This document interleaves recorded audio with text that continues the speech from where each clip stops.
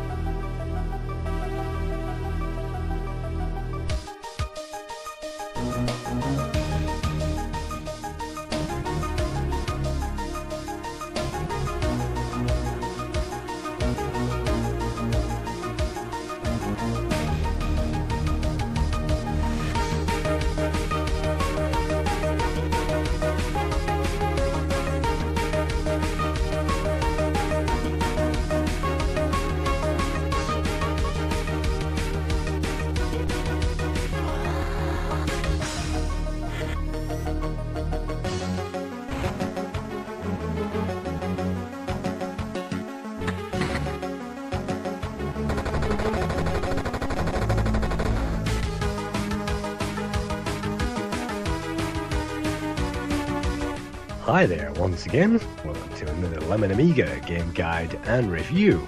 In this episode we'll be checking out Turrican 3, developed by Factor 5 and Keiko and published by Rainbow Arts in time for Christmas 1993. From the title options we can select the level of difficulty in this game, so let's just leave that on medium. Let's choose automatic auto fire and let's leave the control system as the trusted zipstick joystick. And selecting start there is the only option we have left, so let's enter the game itself. In Turrican 3 we play once again as Bren Maguire and his Turrican fighting suit. We can jump on enemies' heads, but that will not give us any score whatsoever, so what we have to do is to use our primary weapon and hammer the fire button, and that should give us 100 points per enemy. See, on level 1, the graphics have improved from Turrican 2 ever so slightly, and you can see the enemies have changed as well. And the weapons caches are no longer hidden in the background, no, we can simply blow those open from the floor. But the reason why those weapons caches aren't hidden probably is that we do not get a ghost laser in this game. And what we do get instead is a new addition, that's the rope. By holding down fire we can aim that rope in some general direction, and if that connects with the platform then we can use that to rise through the level. Just like the first two Turrican games, it's probably a good idea to find all those extra lives. I think there are maybe 50 lives in the whole game, and surely collecting 50 lives should make this game a doddle. So let's see if it's an absolute pushover like Turrican 2, and at first glance it appears to be, but this is only level 1. You can see moving platforms appear in this game and crystals reappear, and we also must make best use of that rope. On this level we also find aliens which are very difficult to defeat, and this one reminds me of Nausicaa of the Valley of the Wind, but luckily we can find shields and we can hammer into that thing with the full shield and hopefully that will disappear. So nothing is indestructible in a Turrican game, and as usual it's best to keep moving from left to right, and somewhere along here we'll find the exit. But between here and there we'll have to collect a number of crystals and a number of lives, and it will actually give us a bonus at the end for the crystals and the lives that we've picked up. To use the rope we must hold down the fire button. When that connects we must push up on the controller and hold down fire at the same time, and that will make us jump onto those high places. But for the moment, we are entering a pit of death when we find our very first sub-boss. And these mid-level bosses aren't particularly hard. If we pull back on the controller and hold down fire, that will drop us into the gyro ball. And just like the other Turricans, we can drop mines and attack that thing head on, or by pushing up on the controller, that will bring us out of our invulnerable shield, and then we can attack that alien. And it's a great sound effect when that thing blows up. At this point, the first level splits into two sections, and if we can finally get rid of this alien there, which isn't particularly easy, we can make our way to the top of this level, and our quest to find those bonuses, those crystals and those extra lives. And you can see the jumping in this game, even though I'm making a meal of some of those jumps, the jumping is absolutely immaculate and is spot on to the usual Turrican quality. Even though, as we shall see, this was not made by the usual Turrican guys, I think they did an immaculate job of reproducing the Turrican control system, and it's up to jump on the Amiga, even though the user had to press a fire button to jump on the original Mega Drive version. We've picked up the Rebound laser, and that should fire in all different directions and rebound off different walls and different elements, and that should make destroying those enemies even easier. And if we can't use that, we can also jump back into our spiky ball of death and dispatch those. But again, the hardest part when we find these rooms of death is to escape those with the rope. And even though it appears to be impossible to get over there and jump, it is possible if you hold down that fire button and push up at the same time, and then you can escape. So let's fast forward back to the second room, and you might notice an alien materialised there. We'll cover aliens rematerialising a little later on, but for now let's see if we can get over this pit of death, and if we fall down there we'll die. So all we can do is to fire that rope across to that platform, and hopefully in between bursts of dropping aliens there flowing down that escape chute, whatever that is. But by attaching our rope, we can push up and hold down fire and hopefully get across that gap. There are also a few secret places in Turrican 3, and if you know what those secret places are, which can be accessed usually by jumping through solid walls, then you can find maybe a few more extra lives and a few more crystals as well. So all these levels must be explored to the full if the user wants to get maximum score out of this game, and exploring, just like Turrican 2, is essential to gain those extra lives. It's nice to see a few aliens in tubes there, which reminds us of the Aliens movies, and we will get points for blowing those up.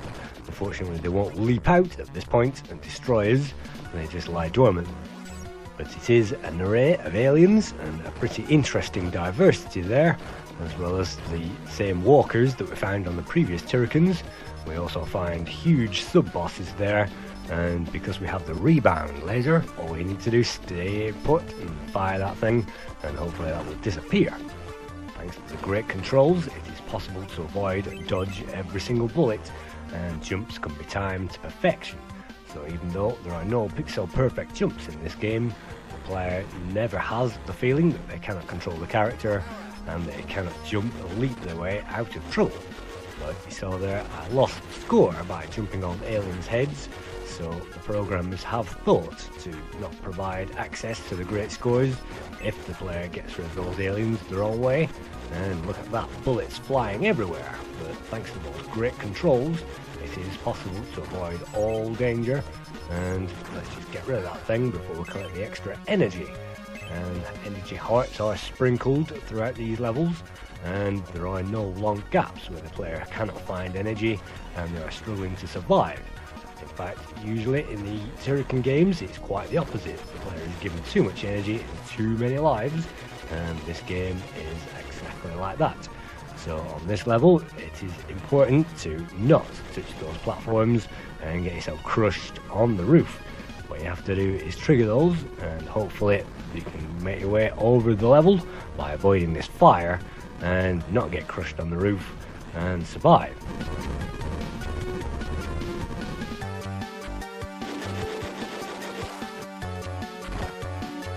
At this stage, the level helps the user get used to the rope, and if they can't master the rope, they will find this game a dawdle, and jumping over enemies and shooting those is easy, definitely with those health and lives caches knocking around, which makes the whole job a pushover.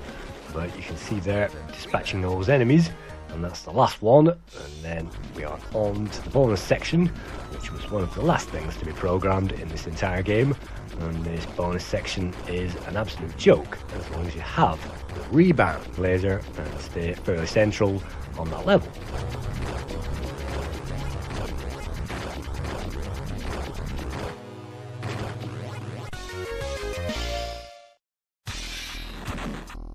On to the second part of the first world, and there are 5 worlds in Turrican 3. Some of those are split up into stages, with the final world just having the one stage, and so some of those have bonus sections of their own as well, and extra things which we shall see later on. But for now, let's concentrate once again on collecting those crystals, because at the end of this stage it will award us the points for doing that, and by finding all those hidden bonus places as well, we can find all those extra ones that aren't easy to find.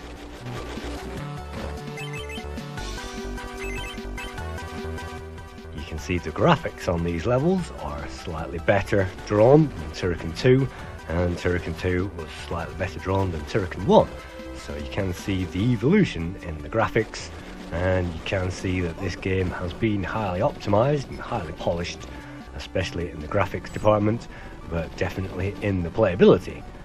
However, if you really want to explore these levels, then be prepared to run out of time, because sometimes the time limits on these levels are there designed for the person who can get through those quickly, and on this level I almost always run out of time because I'm too busy exploring the level and collecting those crystals.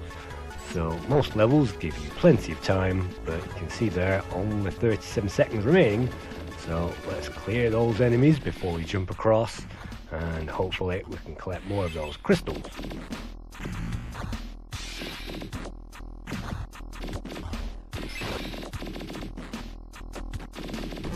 Sometimes it's worth hitting platforms and seeing if the player moves through those, and sometimes they can. Those reveal the vital cut-throughs that we need to find, and if those lead to extra lives and we lose a life because of that timer ticking down, then that's not such a bad deal. But here we go, 3 seconds, 2 seconds, 1 second remaining.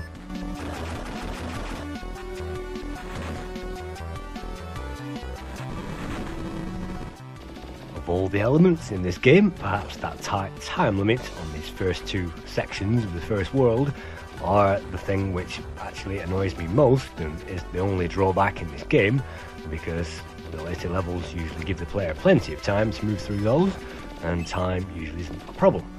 I think it's great that we can use the rope to get onto platforms, diagonally, horizontally and vertically, and swing on that, and the rope was designed to be used like Bionic Commando. Unfortunately, Bionic Commando had areas where you could use the rope to get out of trouble, and in this game the player never uses the rope to get out of trouble. They simply fire and shoot their way out of trouble, and that's the end of that. You can see the shield is a very good effect, and it really is a tremendous shield there, better than a little sparkly essence around the player. No, now we get a full shield. But you can see that creature wiping down our energy. Sometimes we can simply avoid those creatures, and a great Indiana Jones leap across that chasm there is a great feeling when that comes together, and so is avoiding bullets. But this level is very easy, and the difficulty curve in this game starts off at this difficulty and doesn't get any tougher. So it's pretty tough but not hard, and it's not a pushover, but the casual player will soon get to master this game, and to my money, moving through these levels should be so easy that it's a joke. But here we go, we are moving through now, almost to the end, and gaps in the side there reveal more crystals and another extra life.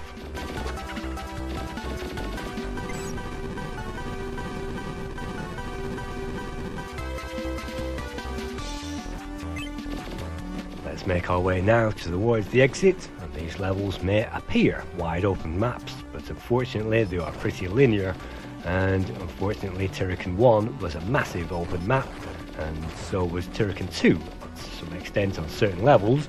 But although this feels like a wide open map, it is very linear. In fact, it's probably the most linear of the Turrican series, which means the player can't really get lost, but it gives the player confidence that they can't get lost and that they are going in the right direction.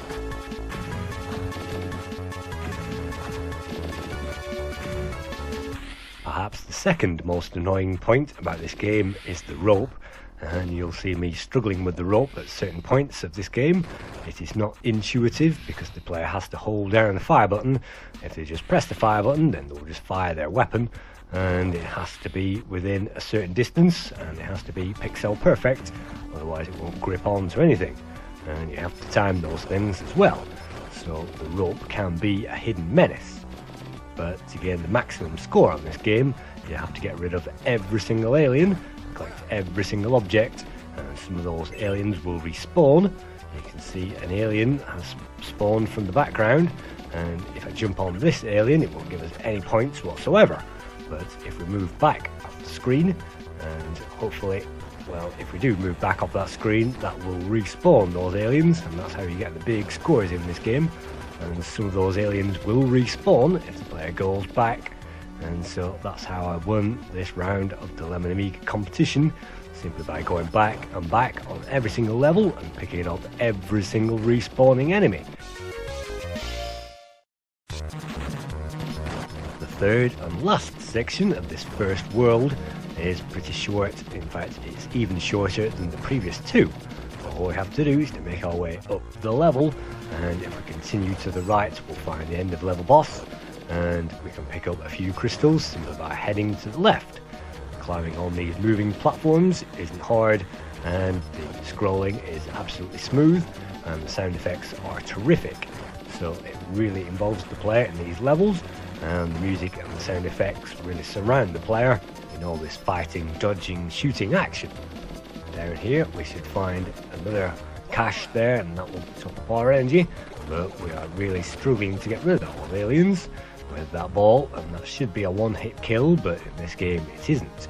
So missing those items there. Let's speed this game up.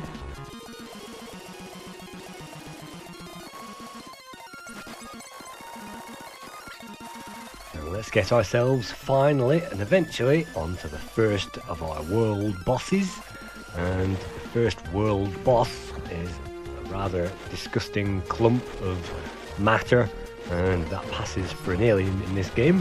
When we find the boss room, those blobs of matter will fall from the sky onto the floor, and all we have to do is to destroy the eyeballs which appear from that thing, and the eyeballs can appear out of any one of these blobs of matter, and it will also fire an array of firepower towards us as well, which can sometimes get on target, and obviously avoid the teeth there. The best thing to do is to climb onto the top and swing from the top platform and swing across, hopefully, and that will destroy some of those eyeballs. And if you can't aim those and you can't hit those from your present position, remember you can always press the space bar there, and that will unleash the destructibility smart bomb, and that will clear that level.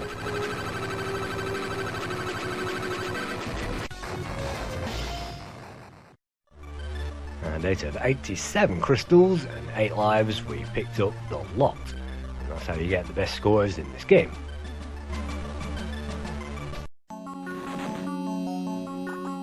World 2 comprises of 2 very much larger levels, and right from the beginning the player can access extra hidden lives simply by looping the top of that level, and they can also loop the bottom section as well, and collecting those extra weapons will also give us some extra points.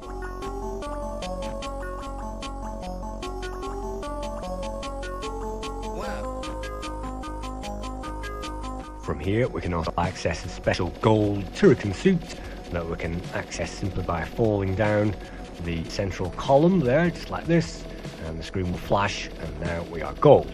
That doesn't give us anything else other than that prestige, but having a gold Turrican suit there is prestige enough in this game. So using the rope again, we find moving platforms which actually move and completely throw us off there if we hang around, so it's best not to bother. And once again, on these levels, some of these objects will respawn, and if you notice any crabs on this level, they will respawn if you backtrack and you enter that same spot again. So that's how you milk and get some good scores on this game. But in the main, it's best to be brave and get in there. These weapons are very meaty and have a great sound effect, and so the waterfalls as well have great sound effects on this level. So again, the atmosphere is really terrific, and dispatching enemies with endless firepower is always a great feeling.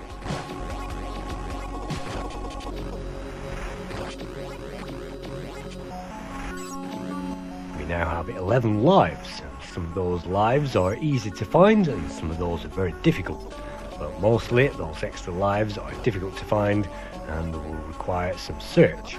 So sometimes if you blow away enough things, you will find a bonus life hidden there in a box of goodies, but usually you will have to find those the hard way. Even though these levels are very linear, particularly this one, which is precisely linear and has no divergences whatsoever, even though that's a factor that doesn't put off the casual player. You notice the graphics on this level offer parallax scrolling there on the roof, and various layers of parallax always help a Turrican game, and you will notice parallax appearing on certain levels, and so this is definitely an eye candy treat for the user. And here we go, this is the midpoint where we now get to go for a swim.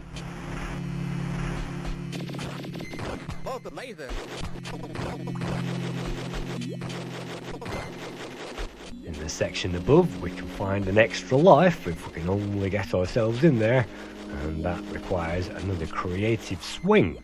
But if we push up twice on the controller, we can jump out of that water, and if we are very quick with the fire button, we can actually jump into that gap, and we can use our gyro ball again through this small space and hopefully collect that extra life and those crystals. So that's not very easy, and sometimes I've wasted countless moments simply trying to swing into that small space. If we hang around on these platforms, they will collapse, so we can't afford to hang around, otherwise we'll fall back into the water, but the water doesn't harm us, so we can swim around freely. These dragons cannot be killed by any weapon known to mankind, not even the smart bombs, so there's no point even trying. But the electric eels there, as long as we push up twice, we can jump out of the water, and the rebound laser means that we can actually track those guys in the water and hopefully take those out. So it's always worth collecting those points in this game, and tracking that thing across the map there using those bolts is again a great technique, and tips and tricks have to be mastered in these games to get far.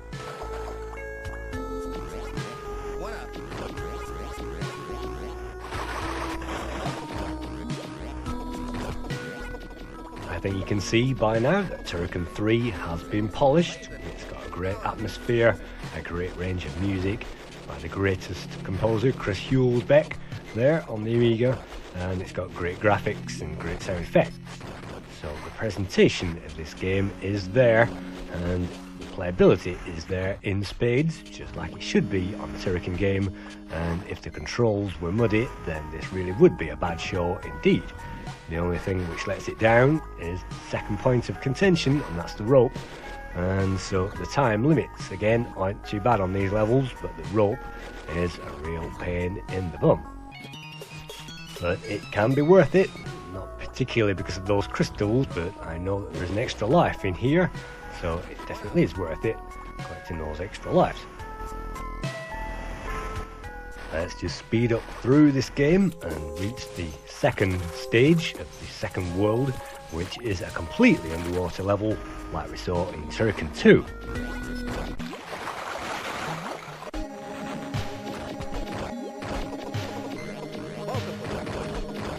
This time, the underwater world is massive, and it will take a good few minutes to travel from one side of the screen and all the way down the map to the exit. This time we find a very nice gradient background in the water rather than a black matte effect, And we'll also find a very nice range of alien sea-dwelling denizens, including squid, jellyfish, clams and that kind of thing, which we can always blow up there with our high-powered underwater firing no mercy laser. So those lasers aren't affected even by underwater antics, and by pushing up on the controller now instead of jumping we can swim around this level. So let's explore. It's possible to get rid of all these aliens, and once you have done so then the level should be clear, and that means traversing around this level should be a lot easier. But you can see jellyfish there herald the way to more crystals, and I will show you another secret passage. If we just slip down this narrow gap we'll find a clam, and at the bottom we'll find an extra life.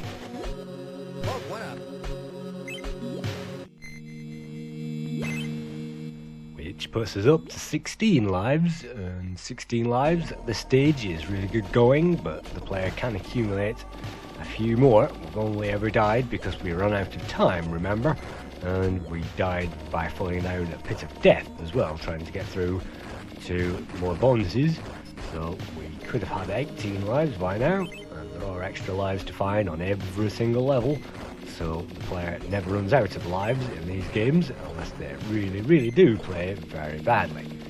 So checking out those things, yes, you can move through some of these barrels, it looks like, on the bottom of this ocean, and in those barrels sometimes you can find crystals as well.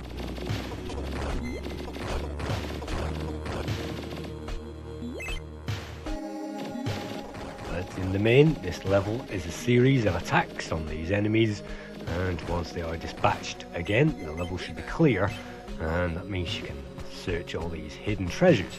You saw those respawning crabs there. In fact, this level in particular has the most spawning enemies in the game, and a lot of these enemies will respawn. So slipping through, find another secret passage. So if the player wants the maximum score from this level, it's best to clear the level and then go all the way back through it and pick off any alien stragglers which you've missed. And sometimes the crabs there are a prime example. But let's see, we can go through those barrels there, and sometimes they contain crystals. So it's always worth exploring all these places and finding out all those alien secrets, because even the panels on the side there, some of those we can actually move through. And on this particular playthrough I missed a number of secrets, particularly on this level, because I was rushing through this level and trying to get through to the end. Of course, on the long play it doesn't really help to take one's time and to sweep and clear every single element, but the other reason is because I've already recorded this playthrough twice, and both of the other previous times they included a big fat mouse pointer in the middle of the screen. So this is the third time I've actually completed this game and recorded it deliberately for a play guide. So on this third recording I'm keen to get through these levels without too much hanging around.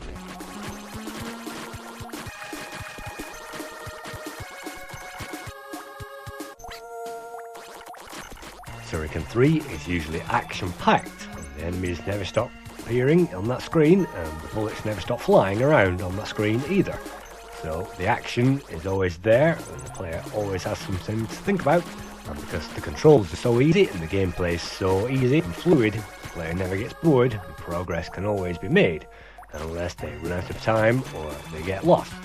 So you can see we are running out of time there. When the player is ready, and we've missed a few aliens, you can see on the right we missed a few, but when the player is ready all they need to do is slip down that particular gap there, and that marks the exit to the level. So when we respawn right on that gap, and we've cleared the crystal from inside that barrel.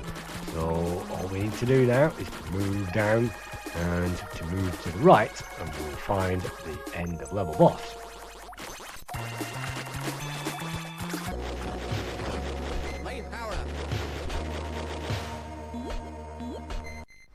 The second boss is an octopus, and the octopus does not have 8 legs, it only has 4 legs, all of which have to be blown away, and then you can shoot it in the face to get rid of it.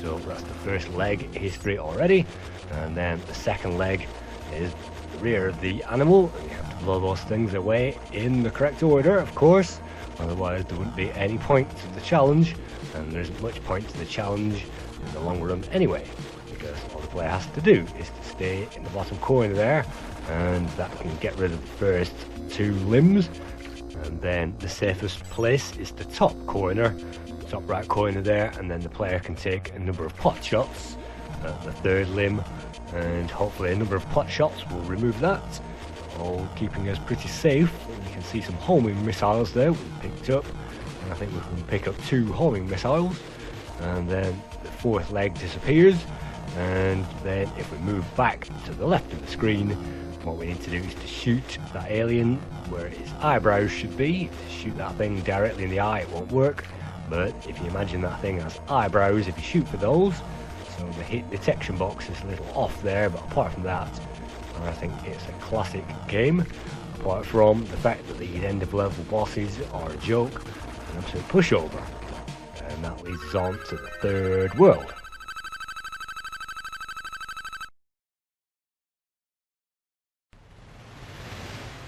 This section reminds me of the tunnel in Turrican 1, but this time we don't get a massive fight inside a tunnel with terrific music. No, we just get a demo-like effect, and we have to move on to the next level.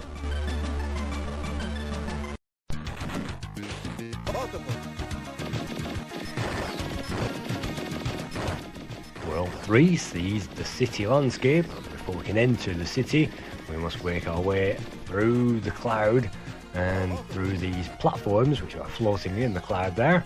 All we have to do is to make our way from one to another before that platform collapses, and each platform will collapse after maybe 3 or 4 seconds, so the sound will give away when that is about to happen.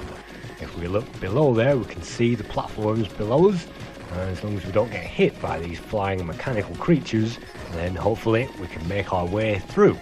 But this level is not easy, and I usually always lose at least 1 life on this level, and once we've cleared it of aliens, then that's great. And in this case they are mechanical flying birds created by the machine, and the machine is the guardian of this land. The machine has created all these robots to prevent someone, and particularly you, from gaining access to that machine and blowing it up. So it's a self-prevention mechanism there, and unfortunately the machine is broken. We can simply duck under those flying machines and they don't cause us much harm whatsoever. No, the hardest part is to track our way through these collapsing platforms before we die by falling all the way down to earth level. So we can see one below there, and sometimes it's easy to run the wrong way. It's a zigzag course all the way down to the bottom corner, and around this point is virtually the end of the level. There you go. And from here that takes us on to the 2nd section.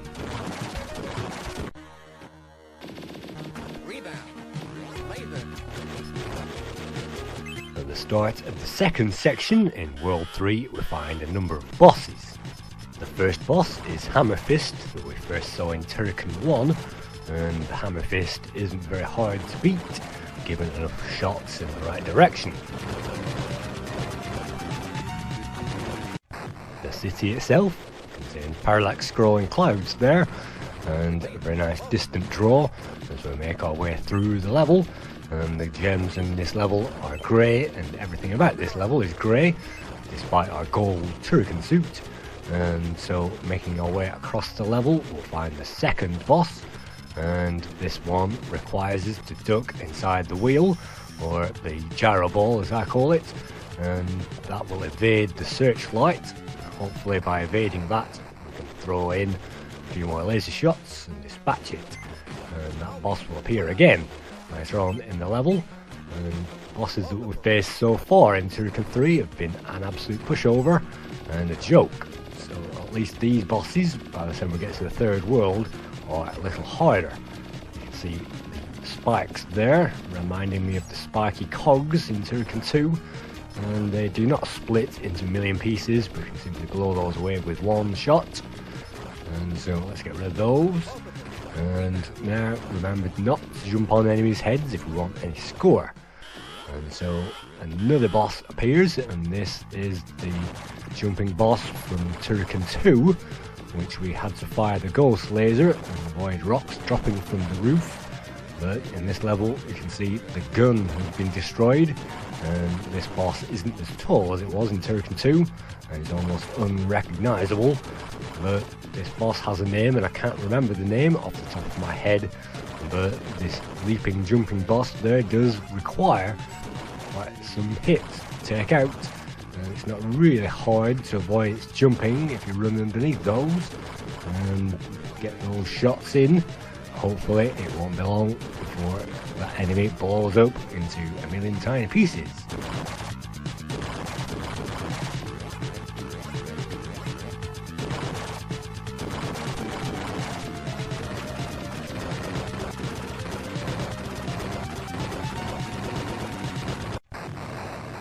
Perhaps the most interesting part of this level is again exploring all those hidden subterranean sections that we can only find by looping the game and exploring all those parts that we can simply fall through. And in this case, if we fall through that hidden passage there, that reveals an enemy cache. And what we have to do in this section is to get rid of all the enemies first of all in this room, and we can fire those homing missiles there, which means if we stay fairly central we can clear the room just by staying central there. And then once all those enemies are dispatched, and don't forget we'll get extra score there by clearing those weapons boxes and collecting all those if we need the weapon or not. And so you'll find the room is now clear. And once we are happy that the room is clear, then we can move all the way to the right, collect this extra life, and then if we move to the left again, we'll find the room has now respawned a number of enemies, so we can clear that room all over again. Once we are happy with our progress, we can move all the way to the left, and that will reveal another passage. And once we enter that passage and collect that extra life, you may find many enemies have now respawned all over again. Sometimes this room is now full of enemies, and that gives us a third wave to get rid of for extra score. And it doesn't appear to have done that on this playthrough, but it did on the previous two playthroughs. And then if we use the gyro wheel again, we can now traverse the entire level and we find another bonus room. And we also see a rendered wrecking ball in here, which we should obviously avoid at all costs. We can move through that wrecking rope, no problem at all. So let's clear these enemies, and look, another extra life, which puts us up to 21. Once this level is clear, it is very difficult to swing out of the top and to get through a small gap in the roof. So let's collect that energy, and as long as we have some of that grey remaining, that means the ball will be active and we can simply roll back across the level. And that's the easiest way to clear that section. And yet again, robots materialise there, so let's get rid of those. Exploring these subterranean caverns, just like the purple level in Turrican 2, is great, but the purple level in Turrican 2 was a massive level, and this is fairly linear. What I can do is to go above ground and follow the linear landscape. Eventually that will lead to the boss. And so the level designs in Turrican 3 could have improved massively, and it doesn't have that Manfred Trends feel when we get lost in levels and we fight our way all the way to the end, and we are really glad to find the end of the level having gotten lost because it's so massive. Now in this game it's a very easy track to the end of the level, and unlike the previous two Turrican games, these levels don't require us to memorise them inside out in order to get far in the game. I remember Turrican 1 you had to memorise every single detail to find all those lives, but in this game it doesn't really send the player too far off the beaten track.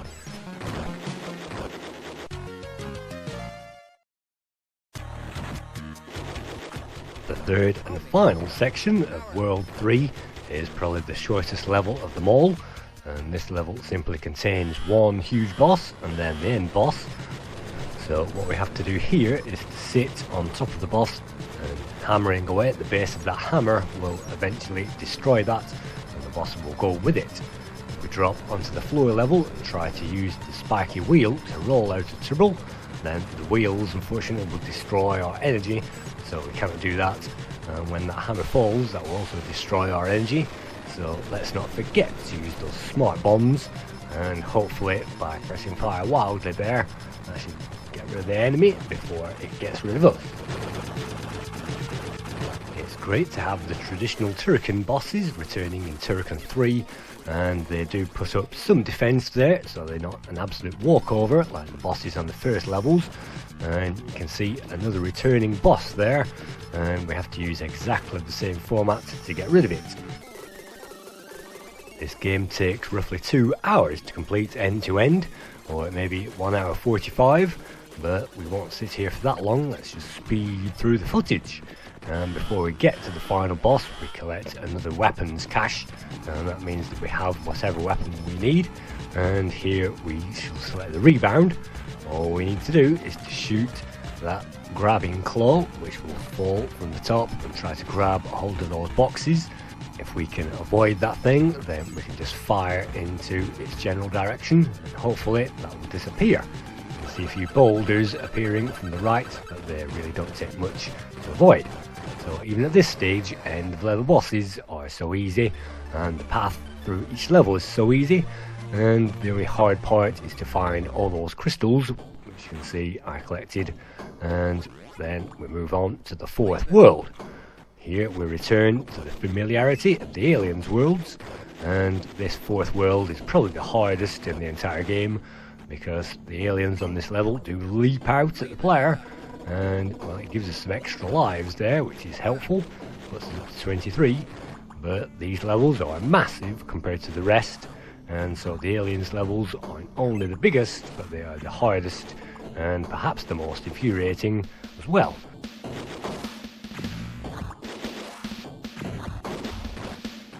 Of all the levels in Turrican 3, definitely the aliens worlds, in which there are 2 massive aliens worlds in this game, definitely require memorizing, and are perhaps the only 2 levels which require memorizing in this entire game. Luckily, it does give us some variety there with those alien egg sacs and those face huggers, and a variety of other alien things to avoid as well. So as long as we have power, we can use the wheel to roll into those and drop mines.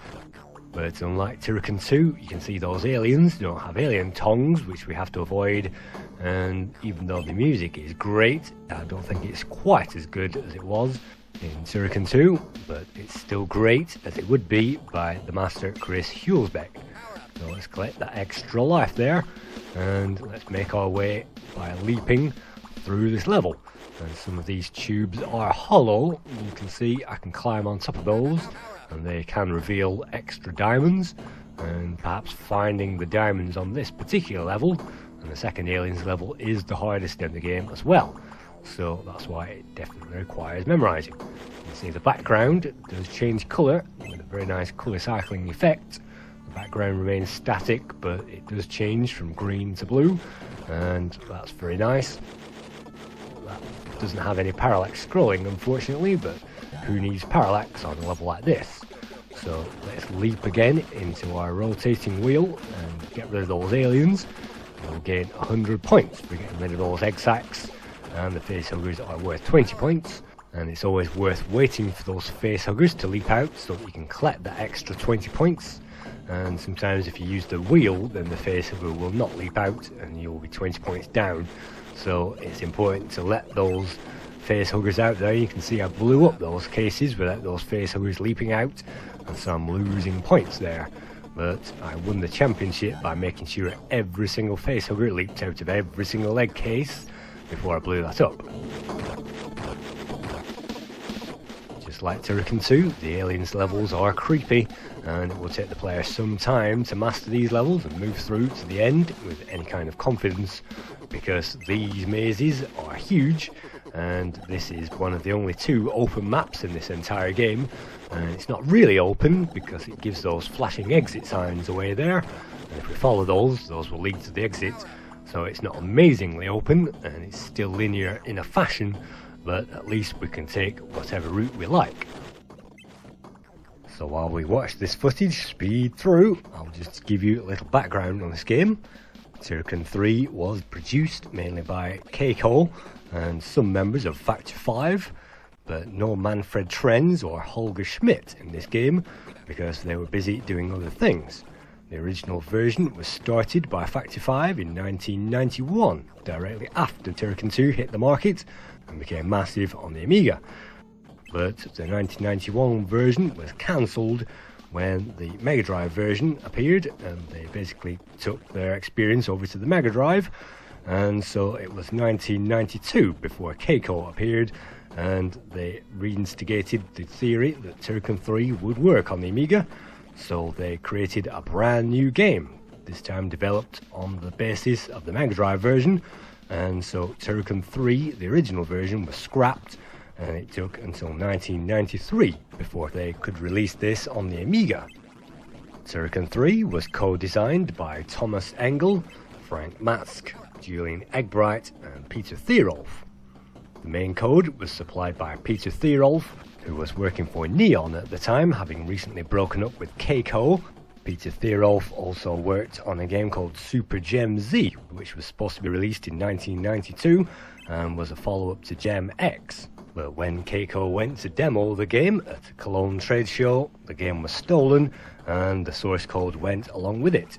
So even though that has surfaced in the last few years, the Super Gem Z was a complete waste of time, and so after Apidia in 1992, they deliberately went to Rainbow Arts and pleaded for Turrican 3.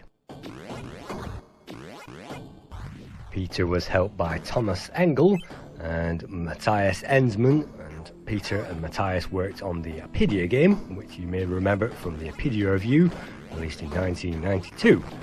And Thomas Engel also coded BC Kid on the Amiga. The graphics were once again created by Frank Matsk, who created the graphics for Apidia and the ill-fated Super Gem Z. To help him, the Mega Drive graphics were largely converted by Ramiro Vega, and he went on to create the graphics for Flamingo Tours in 1994. And Flamingo Tours, well, nobody ever rated that game. The music, in this case, was yet another Chris Hulsbeck masterpiece, and to help him, we also have Jochen Hippel, who also worked on Leaving Tamaris in 1990, and the music for Last Ninja Remix in 1990. So the history of this game is pretty checkered, and the Commodore 64 version is actually nothing to do with this version. That was released 13 years after the Turrican games and is a fan homage, and bears no resemblance to this game, and there is even a fighting shoot-em-up section in that version, but we don't find that on the Amiga. And that's a shame, because the 3D section of Turrican 2 with the R-Type clone section in between was terrific, and that was one of my favourite sections of the game. It certainly wasn't the endless plodding around the alien landscape of the aliens levels, but the checkered history of this game was worth fighting for, I feel, and the producers have certainly done a great job, even though it appears to my mind way too easy. Even though this level is the biggest and the hardest to memorise, it still pales in significance compared to Turrican 2, which was quite difficult, and it still falls into the trap of giving the player way too many lives. So with 25 lives on the go, I don't think it's possible to throw the game away at this point. Apart from the easiness, the only major criticism I can level at this game is the fiddliness of the rope. Sometimes you have to hold down that fire button for a little too long there, and again, if this is supposed to be like Bionic Commando, then the rope isn't instant, and you can't really use that Tarzan-like to swing from platform to platform. You can perform round-robin jumps to get ourselves another extra life, and that's another one of those things you can learn in this game, and we are still only halfway through this level, so even speeding this game up even 300%, this level is quite massive. So the rope is a little tricky there, and I don't think the rope enhances the Turrican experience, because for me part of the Turrican charm was being able to use the ghost laser and standing around waving that thing around the screen.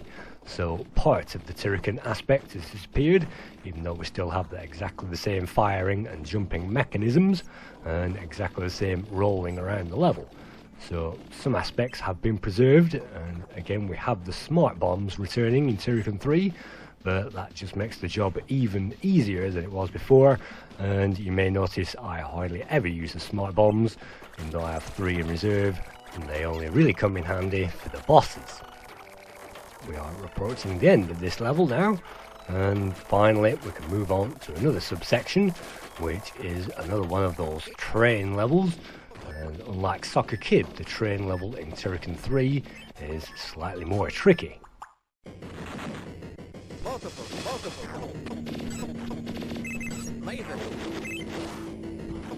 Now we must avoid smoke, because apparently smoke will damage our energy.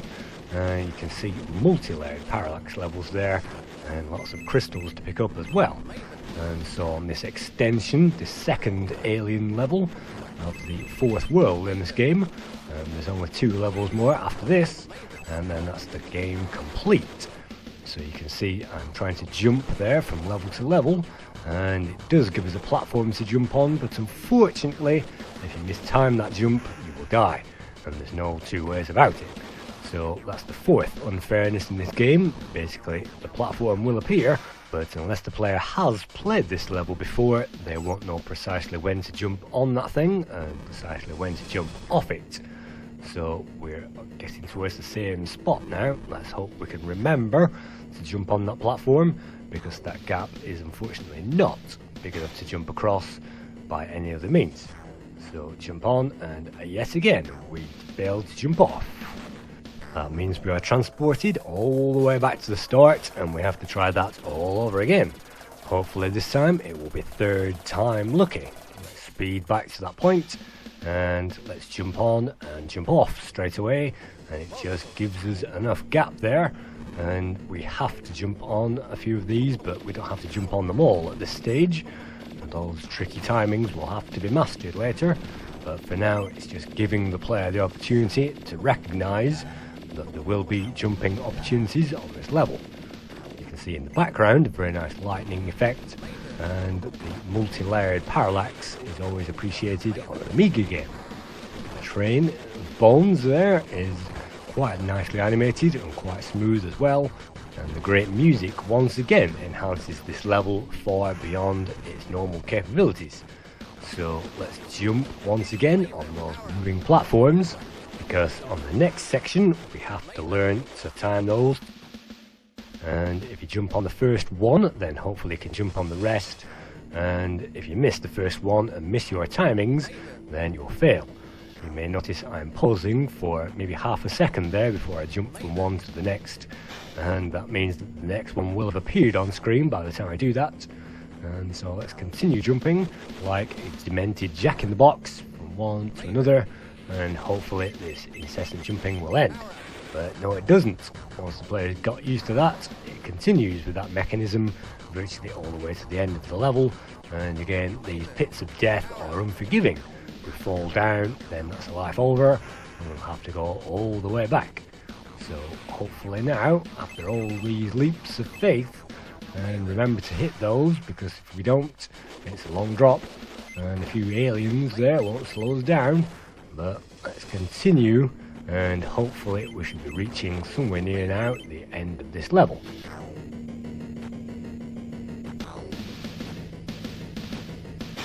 As we just about make it to the final platform, it gives us another life, and it gives us another end of level boss. And once again all we have to do is to stand on the far right corner, to kneel down in that bottom corner, and to fire rapidly into that boss. And we shouldn't incur much damage whatsoever. So unlike games that we've seen already like Risky Woods, which really did have difficult bosses that you had to master, in this game it's no Risky Woods, and those bosses are virtually no challenge at all. So if the levels are virtually no challenge at all, and it gives us plenty of lives, and the bosses are no challenge at all, then what is the point of playing this game? Even the amateur player can get very far in this game with 1 or 2 plays, and with this linear gameplay it doesn't really help matters, and with easy end of level bosses there, no amount of great effects and graphical features can save the game from appearing like it could have been a little better.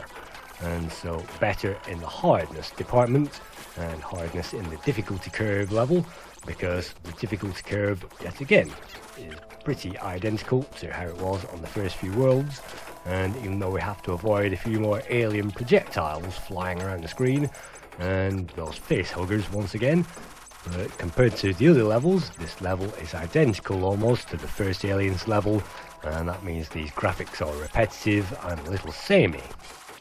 You may have thought that having exit signs sprinkled around this level would help the player, and yes it does, but again it makes the level too easy, and the level design being pretty easy to follow as well. Basically the player has to make their way from the bottom to the top of the level, and all these odd side tracks there and looping around just trying to get that score, well, they don't really enhance the game, and this level in particular takes way too long to complete. For this reason, even though I've speeded this footage up 300%, I'm still going to skip through this level, and I don't like to do that because it means we are skipping some sections which the player may not know about, and some difficult to find crystals and that kind of thing. But by skipping on, it means it saves us sitting here for another half an hour waiting for me to complete this level. But I will show you this hidden section by moving through what looks like a duck feather mattress. In here you'll find a number of extra crystals, and you'll have to find all those if you want the crystal bonus, which is handed out at the end of each level. And so that crystal bonus isn't amazing, and it doesn't really drive the player to find all those crystals, but at least it gives a bonus, just like the other Turrican games. So if this is a Turrican game in the Turrican franchise, not licensed by Manfred Trenz and Holger Schmidt, but it's still part of the Turrican genre, so it does keep the majority of Turrican aspects, and although this game is the easiest of the Turrican series by a long margin, it may even be the longest game in the series, but for my money, the playability, unfortunately, is lacking in a few key areas. Not the control system, not the graphics, not the enemies. But look at that, I've managed to get myself stuck in the scenery, and because I have no wheels left, I cannot roll out of that situation. The only thing you can do in that situation is to wait for that timer to tick all the way down there, and once it does, then we will die, and hopefully we will respawn not stuck in that scenery.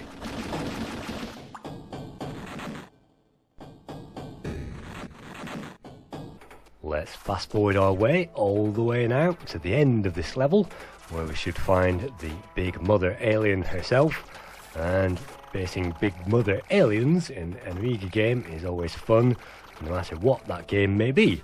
And in this case, the Big Mother alien doesn't take much to knock down and defeat, because like all the other bosses in Turrican 3, the game is a pushover, and it won't take the player long to figure out what they are supposed to do. Many bosses in many games require a formula and very fast tactics to avoid bullets and to jump over missiles and to stand in precisely the right position. But on Turrican 3, all the player has to do is stand in one position, i.e. the bottom left corner of the screen, and that should save them from damage. So here we go, this is the tail of the alien, and that will move up as we stand there, and that will not trampoline us off into the sky, unfortunately, but by using that laser and that spread fire there, we can fire it into the mother, and it's a tremendous sound effect when that mother is getting hit, just like the Aliens movies, and is another one of those great tributes to the late H.R. Geiger. So let's fire there, and again we are perfectly safe standing on the tail end of this alien, and that's really unfortunate because at this stage the player really does want something to get their teeth into, although having waded through that long alien level there for maybe half an hour, they are pretty desperate to get off that alien level and onto the final level of this game.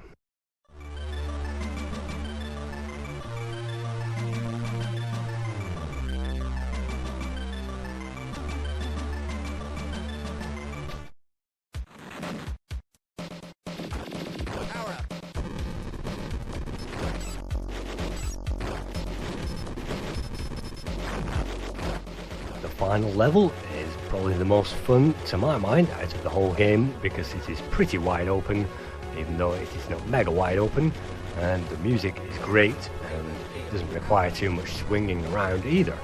So you can see me backtracking there for those hidden bonuses, and the hidden bonuses appear, which is another great feature, and I always like exploring the landscape for all those extra lives.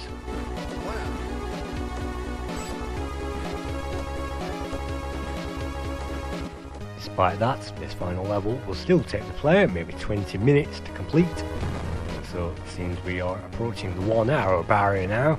I think we shall speed up this last level, even though it is one of the most fun in the game. The hardest part is to reach all those hidden extra lives, and on this final level some of those extra lives are very difficult to get. Just like the water level, sometimes that requires swinging and dexterity.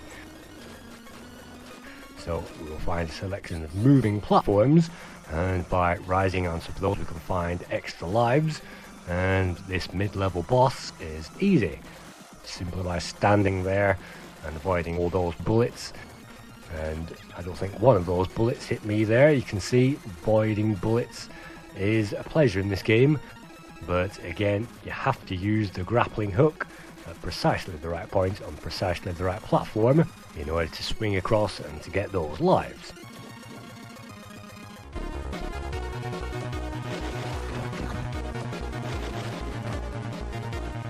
So as you see me wandering around the level trying to find those extra lives and those few crystals to complete the game, I will begin to wrap up this review. The music is immaculate throughout, and if the music alone were to stand as a mark of the greatness of this game, then it would stand already at 100%. Chris Hulsbeck is a master of undoubted reputation, and whatever he touches on the Amiga turns to gold, so I really appreciate his input. I think the coding is very solid, apart from 1 or 2 places where the player can get stuck. There are no major faults with this game and no major bugs either. Maybe the time running out in the first world is a little bit annoying, but apart from that, the controls could have been a little bit tighter, and holding down the fire button for less than 3 seconds to activate the rope may have been a good idea. But I think the game is a little bit of a mixed bag.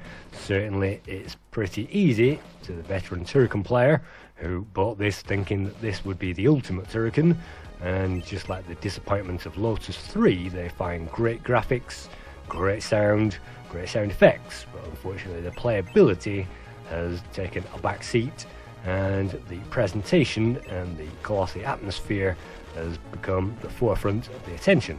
So it's not really a bad game. I'd certainly not say this is a bad game, and for Turrican fans out there, this is a worthy addition to that lineage.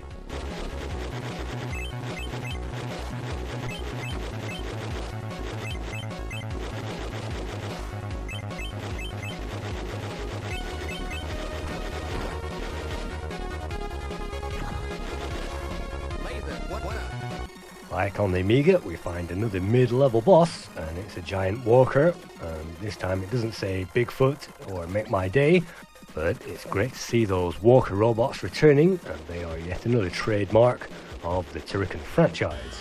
And this time, instead of staying on the bottom corner, we can actually use our intelligence. We can climb on the back of that thing, and we have to destroy the light on the top, and so we can fire and jump into that. What I like to do is to ride on its back there and avoid that electricity in order to take down that machine.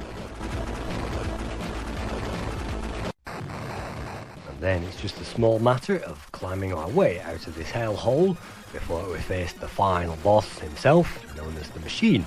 And it's the same machine that we found in all the other Turrican games, which has managed to survive until this point. Here we find a number of guns at either side, and they really do take some firepower to destroy, but they don't pose too much of an impact. And the hardest part of this section is once again mastering that rope and swinging from platform to platform, and if we destroy all these things on the level, then that job is much easier. But some platforms contain a conveyor there, so on that particular platform we have to fire the rope on the move. And if that had been included in some of the earlier levels, it might have made this game more fun, but as it is, the rope is the element which spoils this game, and by the time the player is getting used to that, by the end of the game, It almost comes into its own, but at the same time, this is the final exit, so really it doesn't. Because even at this stage, the rope can be infuriating, and even learning to master that rope, even at this stage, can be a hit or miss affair. So let's skip on to the top of that level, which I was at before anyway, but it takes so long to knock out these ground guns that one loose cannon there can drop us all the way back to the beginning, and so we have to move up that level all the way over again.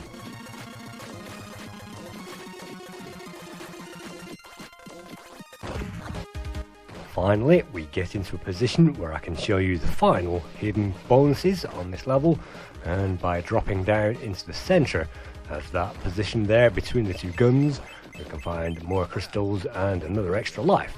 And that's the final extra life on this game.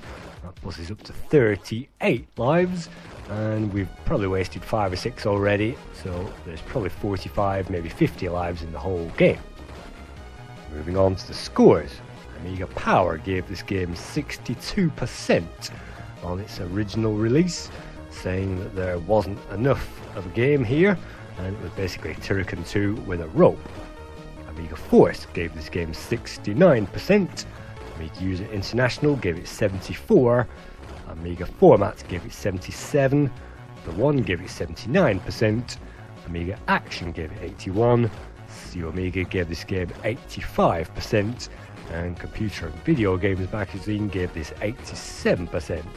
But the highest score goes to Amiga Computing, who gave this game 90% in December 1993, saying that this game was so playable and a terrific all-round shoot-em-up action romp-around platformer.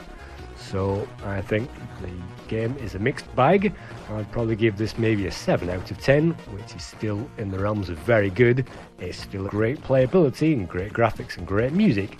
It's just that the longevity of this game is spoilt because the levels are way too linear and way too easy.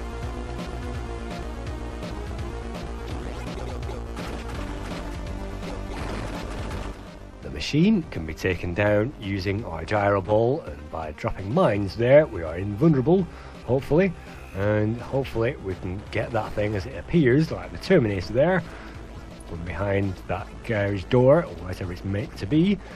So you have to lay into that thing, and surely with 38 lives on the go, that job is a lot easier. This final enemy must be defeated in 3 stages, and the second stage of the machine sees that materialize into a head, and we can shoot the eyes of that head and hopefully avoid these lasers. Don't forget we have the smart bombs, so if we press space 3 times, and that should hopefully make that job a little easier. But because the final boss is the hardest in the entire game, you won't find this level a pushover. So avoiding things, as again, is the order of the day, and eventually there, given a life in between, we can now face this second stage of the machine.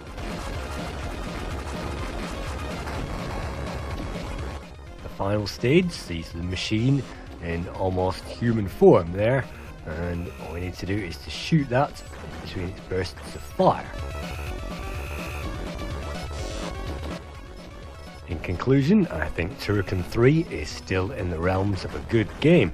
It may be a little too easy, but the formula certainly has been improved since basically Metroid appeared in 1986 for the NES, and to my mind it also reminds me of the Sacred Armour of Antiriad, released by Palace Software in 1986.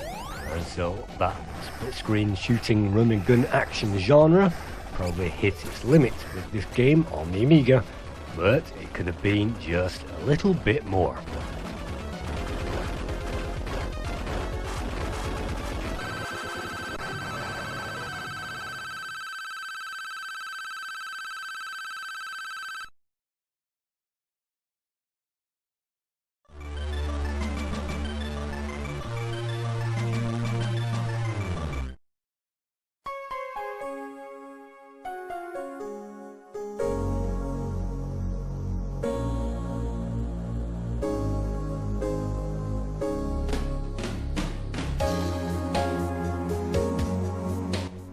So as you see the screen move as WinUAE tries to auto-censor this game, I will just say thank you once again for watching another Lemon Amiga play guide and review, and I hope to see you again on another play guide and review sometime soon. Until then, thank you so much for watching and have a good evening.